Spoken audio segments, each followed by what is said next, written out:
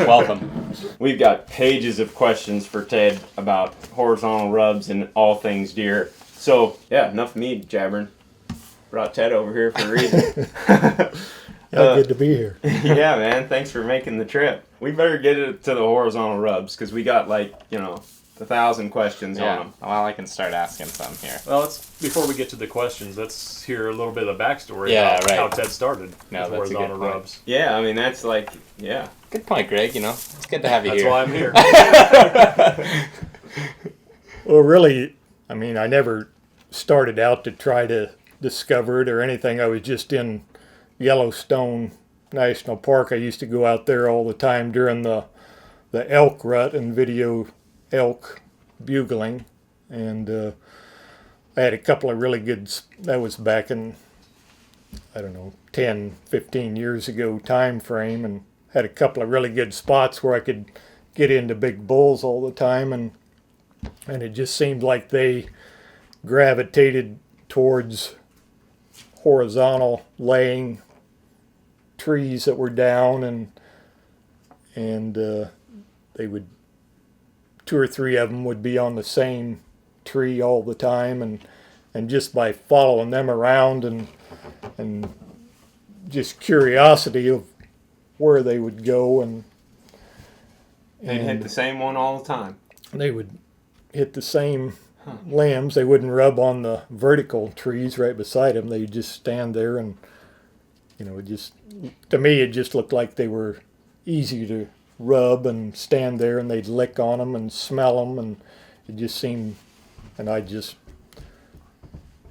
through that experience, just thought I would try it and see if a whitetail would, do the same thing, and Did it work immediately? Like as soon yeah, as the you started first putting one it I out? ever put up on a food plot, I mean, me and my son were actually in a ground blind and had a 6x6 buck come up there, and we should have killed it, but we didn't, or whatever.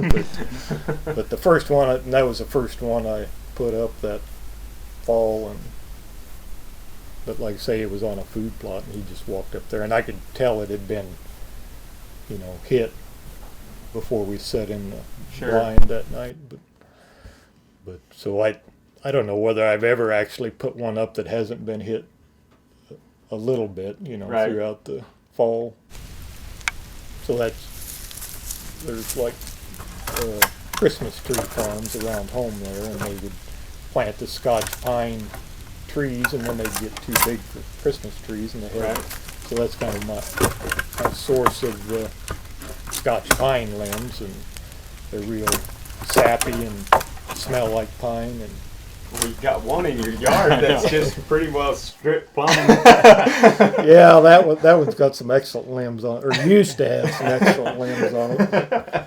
Gary asked, does the horizontal rub have to be Scotch pine, or will another, he said spruce, but he's asking if another species will work.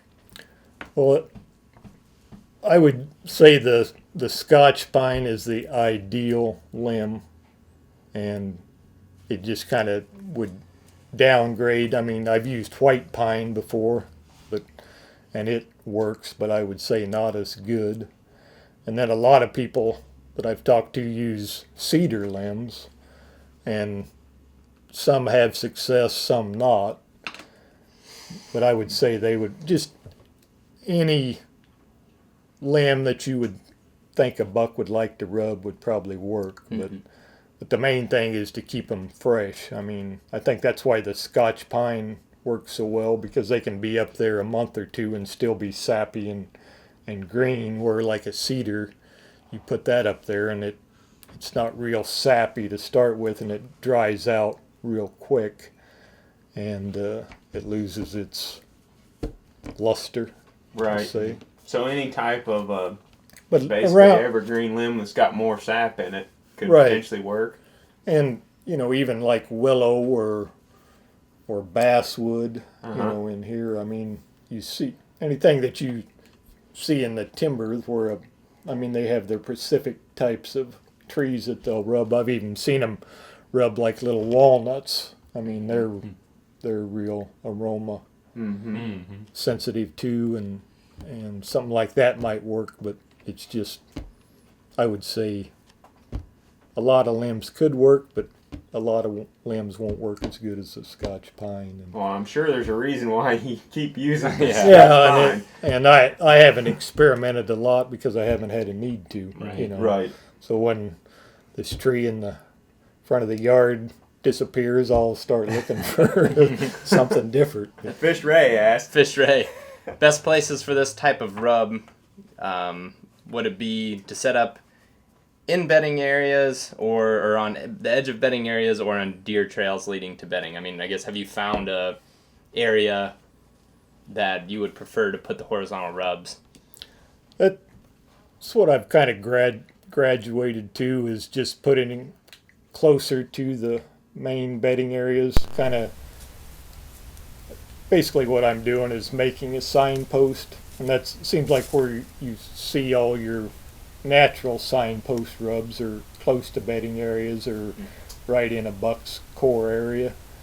And so that's kind of what, I mean, they'll work anywhere there's a buck, but I've just gradually went deeper in the cover with them and closer to bedding areas. So, and on, you know, like on a trail or where a buck will get up and move out of one bedding area, maybe checking for does or something in the daytime. I mean, Well, when we went down there shed hunting with you, I mean, they're in, like, yeah. they're in the bedding area almost, if not right on the very, very edge of it. I'd say Like, they're on the edge, like almost the escape trail, or just not necessarily the escape, but the trail leaving the bed going towards the food Right. source. Yeah, and a lot of times you have them on trail intersections and stuff like that.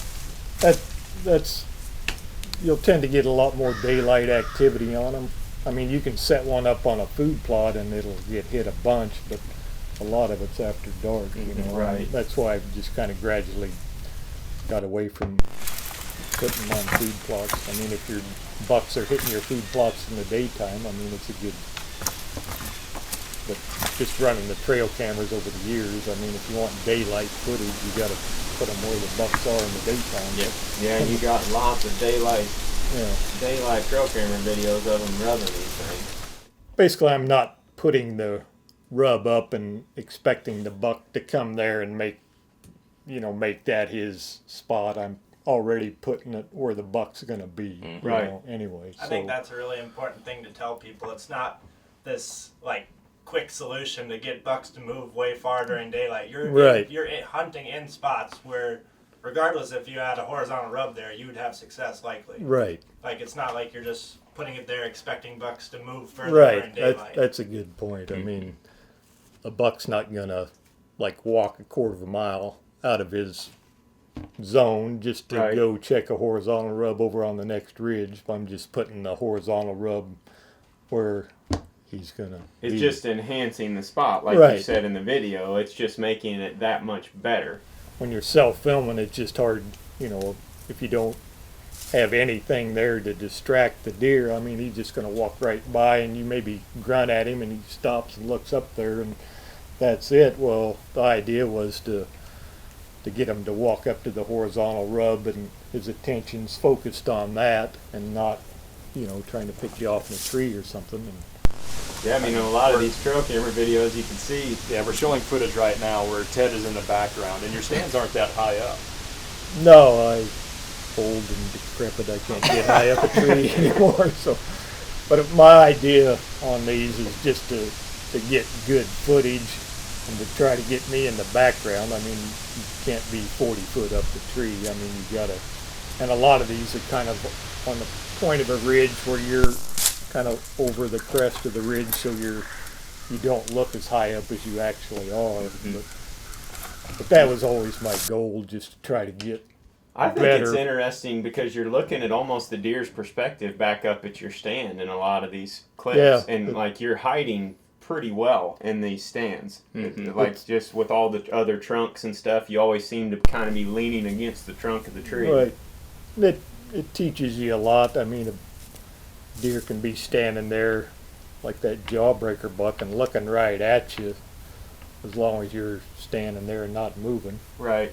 He acts like he can't see you. You know? Yeah. I mean, Yep. that's the main thing. There is the jawbreaker buck right there. Man.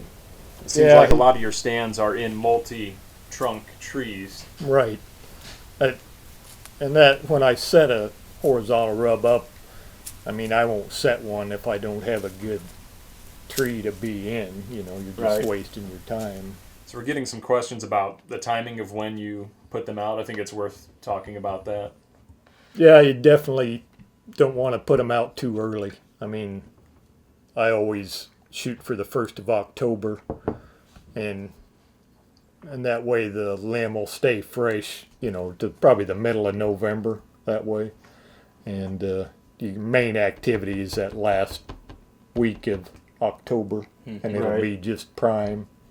But you don't want to go out and put one up, you know, right when they come out of velvet, you know, the 1st of September, because they'll be sitting there a whole month without, you know, a lot of use, and by the time prime time comes, then your limb will be dried up. thin. Yeah, I think that, like that latest video that some of you guys may have just watched that went up on our channel, Ted was going out there and prepping the rub site, but you didn't put the rub up. No. Like you just installed the posts and got the scrape and stuff going. Right. I guess that brings up the question I feel like I've seen a lot on here. What is the sand and topsoil for? I've never seen that for making a mock scrape, and I know another person asked what the topsoil was there for.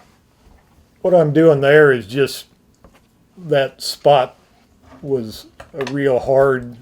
It didn't really look like it in the video because it's been raining for a month straight or whatever, but that spot is in a real sunny place, and there was a natural scrape there last year, but I mean it was just like rock hard soil that got sun baked there.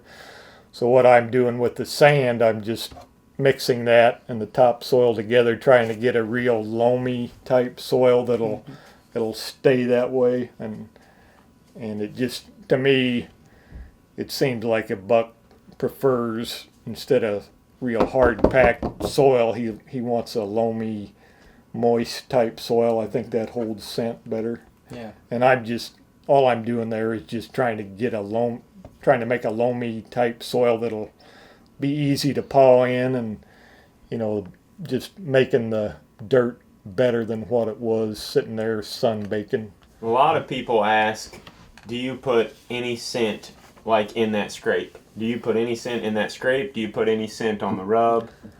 I've never used any scent on any of them. I mean, the horizontal limb, I think the pine scent initially, I think, is what attracts the buck. And once one buck comes up there and hits it, you know, his scent's there.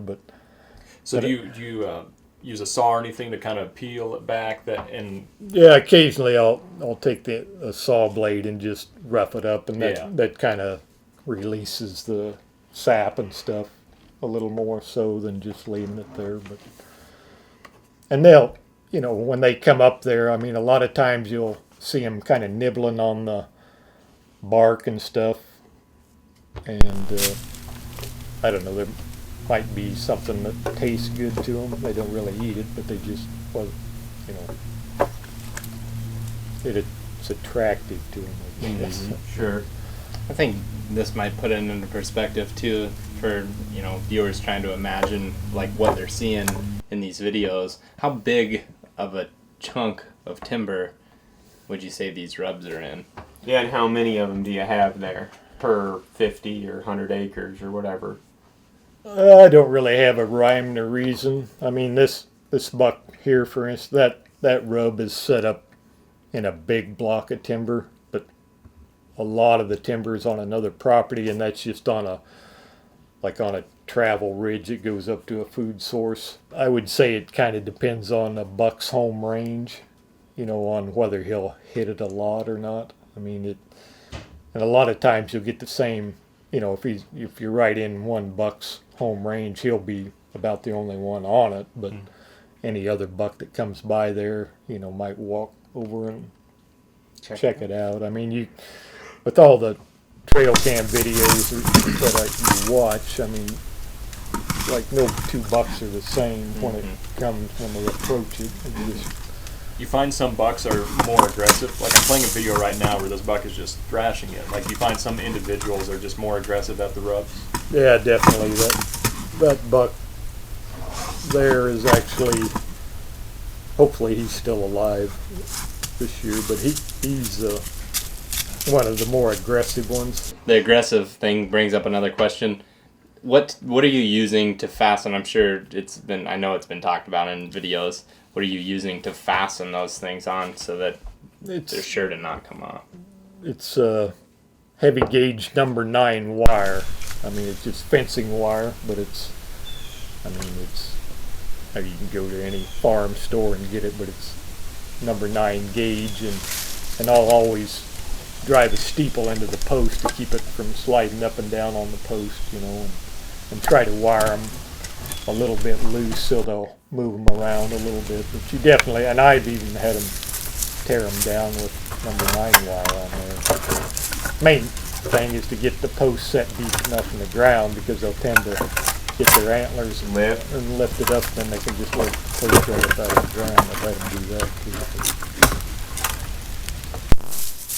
What other questions we got? We got a bunch of them. I think this one's an interesting question. Should the licking branch be directly over the end of the horizontal rub or perpendicular? So I guess like off the point, or off that edge, or right behind it, or right in the middle of it, I suppose. Yeah, I mean, either way. I mean, a lot of the times I'll set up a post for the horizontal rub that has like an overhanging branch on the post, and then you can just hang the licking branch out there right over the end of the rub. Mm-hmm. And then other times, if there's a tree there close by, I mean, I'll just hang the licking branch out of, wherever it's convenient. But they seem to like to be able to use the rub and then just raise their head up and smell the licking branch. I mean, all in the same Is there time. a certain height off the ground that you look to have the horizontal limb? It's probably about knee high. Okay. I think you can tend to put them too high probably. But, I mean, I've had them tear them down and rub them while they're on the ground, Right.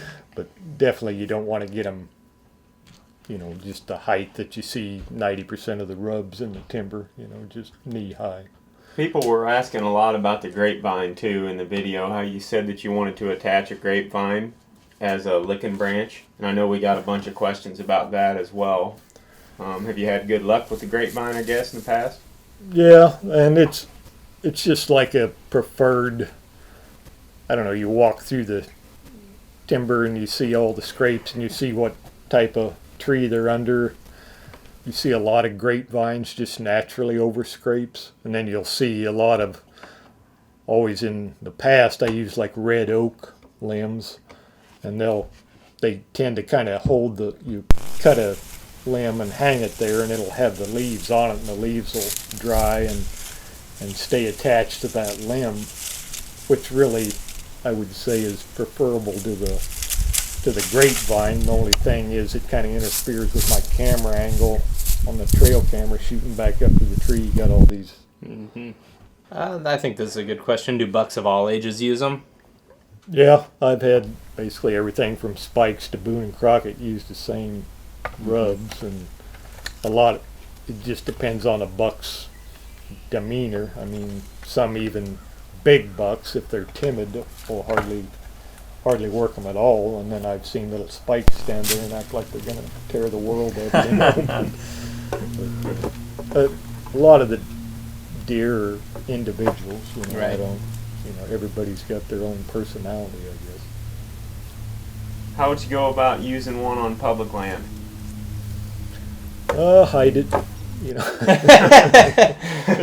But, I mean, I set a couple up last year on public land for the first, I've done it before, but not really had a lot of success. But last year I had a new public land property that I tried it on, and I got bucks to hit it, but it was other people were walking by there and seeing it, so Catching so people's you don't attention. know what, who's hunting it or Right. what. So I'm doing the same thing this year. I'm just relocating two different spots where I don't think, Be as many people. yeah. I think they definitely work, and the ones that I set up there last year, I mean, I got videos of bucks on them. The one they stole my trail camera off of, and it was really hitting more than the other one, so they definitely work. I mean, it's just the idea that you might be setting up a spot for somebody else to hunt. You know? Oh, yeah. Walk by there and see that and say, Ted Miller's hunting there. There must be a big buck. So, I don't know. That guy, Clay, has got a bit of a problem, it looks like. He said he's introduced his horizontal rub to a new property and it's getting very little attention. What could be the reasons for that? He might not, I mean, it could be a number of things, I guess, but he might not have it close enough to where there's a big buck, like you said. Right. And, you know, if he's using the same type of limb that he's having success on another property, you know, I mean, he's obviously got the right limb, and I don't know, just keep experimenting. I mean, it's kind of a learning process. I mean, that's what hunting is. I mean, Yeah. you can't expect one thing to work every situation. I mean, Right. that's Yeah, and I mean, like Ted said, he puts these limbs up right at the beginning of bow season, and you're hunting them within a couple weeks. right. And like I say, the time frame is really fairly short, like a month at the most, from, you know, the last middle October to the middle of November. That's when bucks are doing their rubbing, making their signposts, and Right. And you got to be careful when you say right at the beginning of bow season. That's true. October 1st. Right. October 1st is when for he's us, doing it. right. And if they dry out, they're not using them. I think you're going to scare a lot of people, Ted, when you say something about moving around your hunting area on October 1st. You know, it makes a lot of people really cringe. But I mean, here's obvious proof. You know, here's how many videos do you want of a buck hitting it in, you know, a couple weeks later? And I think that just goes to show, you know, and we always talk about doing it on public land when we go in and we scout an area once. You know, you're not going in there and you're fiddling with it every day. You know, you're Right. putting it up and then you're going and hunting it when you know it works Right. in the past. And I'm sure by hanging a trail camera on it and fiddling with it, you know, you're hurting the setup. Mm-hmm. I mean, in the ideal situation would be to just go in there, put up a horizontal rub, don't put a trail camera on it, and just go in there the 28th of October and hunt it. You know, if you just did that, I'm guessing you'd have a lot more success than I do. You know, I mean, I'm sure I'm detrimental to myself, But it's working, and I think that's important to you know, to tell people too. You know, don't necessarily be afraid of going in. Sometimes you just got to pick and choose when you want to do it. You know, right. I think that's a big hurdle for a lot of people. They just cannot get over that you're going into the bedding area or that you're going into the thick cover where they live. Like and we have several different, you know, team members, I guess, on THP that hunt different ways. But if you look at like all of the big buck encounters or big buck kills that we had in the last year, across the board, almost every one of them is in thick security cover. And it's like it's either in the bedding area or it's in super thick security cover where bucks feel comfortable moving in daylight. I mean, Brett's, Luke's, Scott's, you know, all private land bucks, just like our public land bucks though.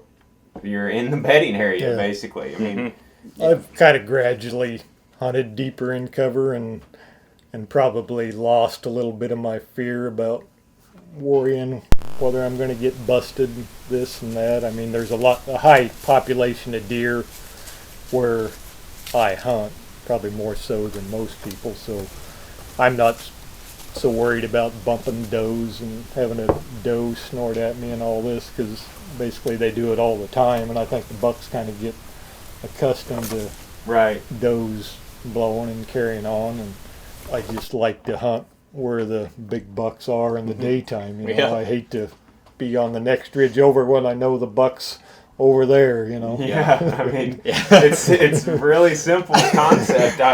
That's kind of like what Dan Infault. We were talking to Greg Litzinger and Dan Infault a couple years ago. Zach and I were in a podcast, and that's basically what Dan said. He's like, "Well, bucks are bedded during the day, Yeah. And if you're going to shoot them during the day, you're going to have to be real close to where they're bedded Right. or where they live.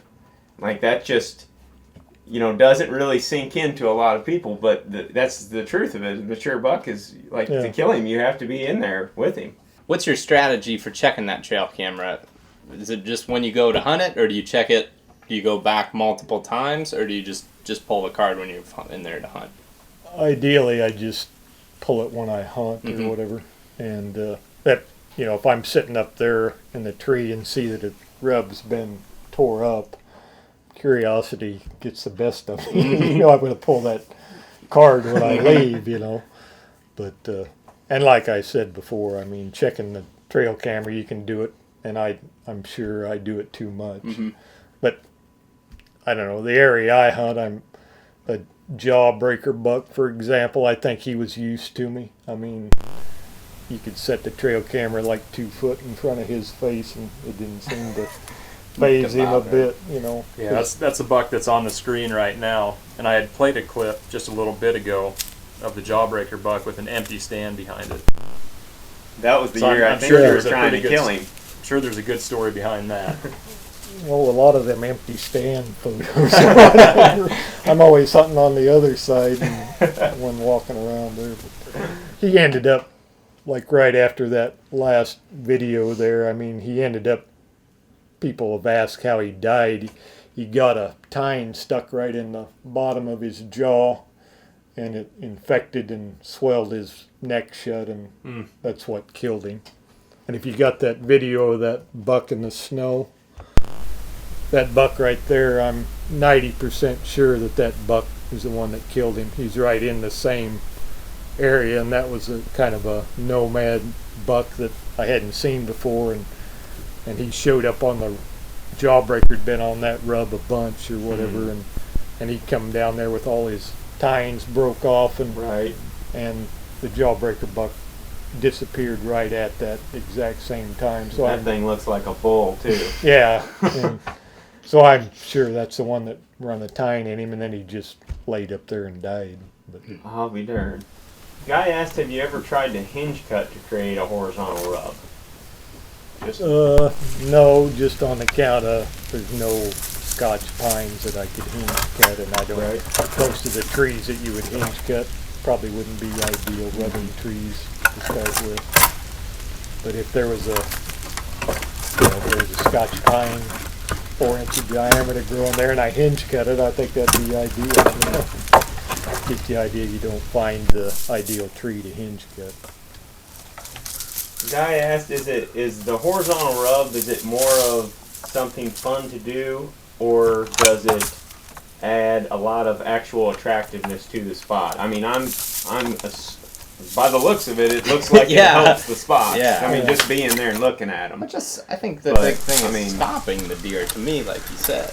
Yeah, and that's what I'm doing. I mean, I'm just trying to give a buck something to do instead of just walking down the trail and waltzing right on out of your life. He's got this perfect little playground to work on right there in front of you, and you'd probably kill just as many deer without one, but it's just the idea you get better footage, more entertainment out of your trail cam videos and stuff, and I think, a buck laying up there in his bedding area, you could imagine the scenario where he's laying there thinking about that perfect rub, perfect scrape and everything, just 50 yards down there. Maybe I'll get up and go check it out, where if it wasn't there, I mean, he'd have no reason to walk to that spot too. But. Right. You can learn about their personalities too, which I think is interesting, watching all this footage.